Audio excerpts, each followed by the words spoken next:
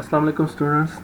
So this is lecture number 12 in which we will discuss about the radiation hazards and safety. It is important for you as students of nuclear physics because this is the last semester of your degree, and maybe after that you will get some job in the nuclear related industry. So you should be aware about this radiation hazards and how you can take yourself in a safe mode. So radiations, everyone on earth is being exposed to radiations, but naturally most of the radiations are blocked by some earth magnetic field and some other processes. Background radiation dose is affected by altitude, soil type, and other factors. There is a wide variation of natural backgrounds in the world. So some places have annual background radiation levels greater than the average dose limit. For radiation workers with no excess cancer mortality, such some fruits such as banana contains low quantity of potassium 40. So actually there are two types of radiations: ionizing radiations and non-ionizing radiations. Ionizing radiations that has sufficient energy to remove electrons from atoms and or molecules as it passes through matter. These are X-rays, gamma rays, beta rays, and alpha rays. So gamma decay, beta decay, and alpha decay are important for us as a ionizing radiations. The non-ionizing radiation that is not as energetic as ionizing radiations and cannot remove electrons from the atoms, like light, laser, heat, microwaves, and radar.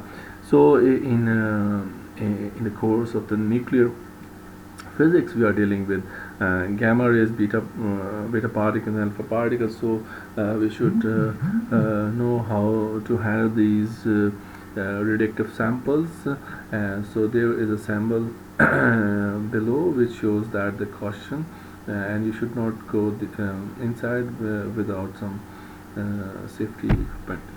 So radiations, ionizing radiations can be generated by electronic means, just like X-rays by atomic excitation or electron excitations. Gamma rays, beta rays, or alpha particles are usually obtained from the excitation of atomic nucleus, as we already discussed in the last lectures, which was related about these rays. Both types are dangerous due to their energy and ionizing power. So gamma rays are originating from the nucleus, such as from the gamma decay. These rays have no charge and are highly penetrating than beta particles or gamma particles. These rays are the same as light, which means that they are electromagnetic radiations, but only highly energetic.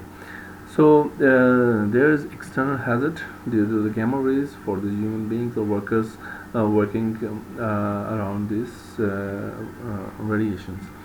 Gamma rays are of great importance for imaging patients, such as gamma ray camera. So there are some potential benefits for about these gamma rays, which is usually used for diagnostic of some particular disease by using gamma ray, in which the patient is injected with the gamma gamma radioactive sample, and then the patient become a gamma radiation source, and we can see the blockage in the organ, just like in the heart and in the kidney or somewhere else, by using the gamma ray detection camera. So beta particles are ordinary electrons or positron, as we already know, and they have the less penetration power as compared to gamma rays. They cannot penetrate the body to irradiate internal organs, but can penetrate the dead outer skin or outer layer of the skin only, and cause damage to the live skin cells. So they can cause damage to the eye lenses also. So ingestion, inhalation, or absorption through skin might result in internal exposure. So radiation, there are different units in which we can measure the radiation dose. The exposure, a measure of ionization produced in air by X or gamma radiation, is usually uh, has a unit of Roentgen, capital R, highly specific in that the unit specify the matter being exposed and radiation producing the ionization. Absorbed dose is usually expressed in the RAD, which is the radiation absorbed dose, RAD, and its other unit is gray, and the one gray is equal to 100 RAD. Right. Dose equivalent is needed because the biological effect from the given absorbed dose is depend upon the type of radiation producing the absorbed dose. So its unit is REM, which means the radiation equivalent man, and its other unit is sievert.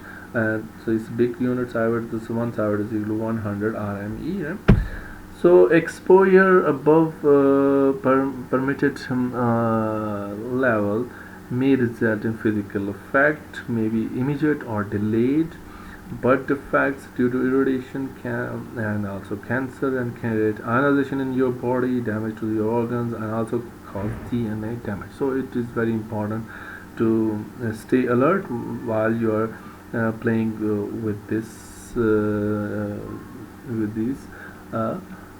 samples in your laboratory or in your workplace where you are doing some job.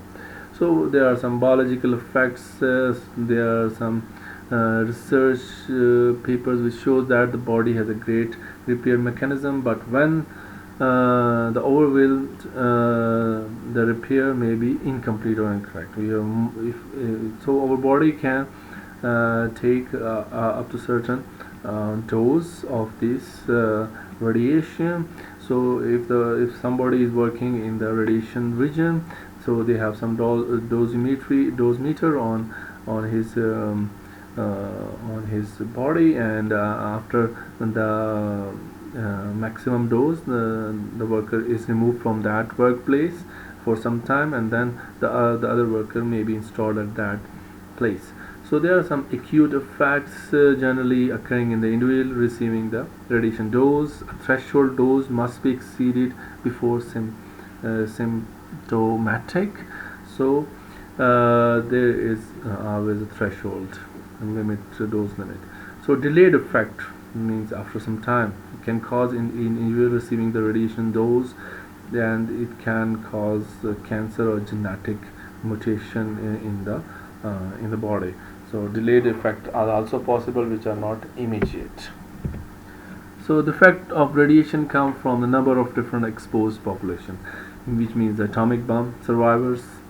So after this exposure to atomic bomb, the survivors still are exposed in that area. Accident, some victims, radium watch dial painters are also some source of radiation therapy patients, as I told you, early experiments with radiations.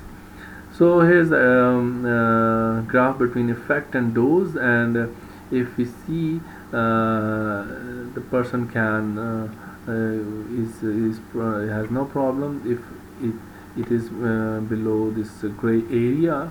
So nobody knows for sure what radiation dose does us to below the shaded area. There may be threshold from person to person where there is no effect, but after the gray area you have some certain effects which are both linear, the dose and the effect. In radiation production, as a protective measure, it is assumed that all dose carriers have some risk, as this is represented by straight line on the diagram. So protecting ourselves from the external exposure, the time, less time, should distance we should away from the source, and shielding is important, shielding of the radioactive sample.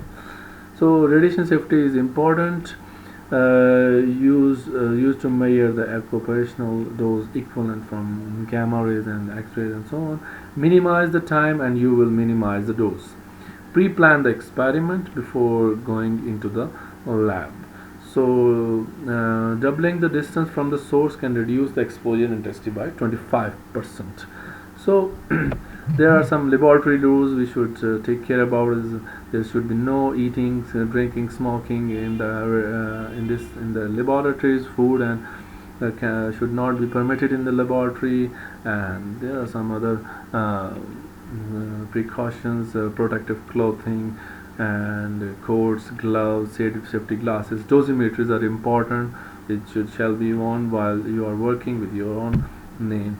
So thank you. I hope you will be motivated to read more about radiation hazards and its safety from your textbook and also from your internet sources. Thank you.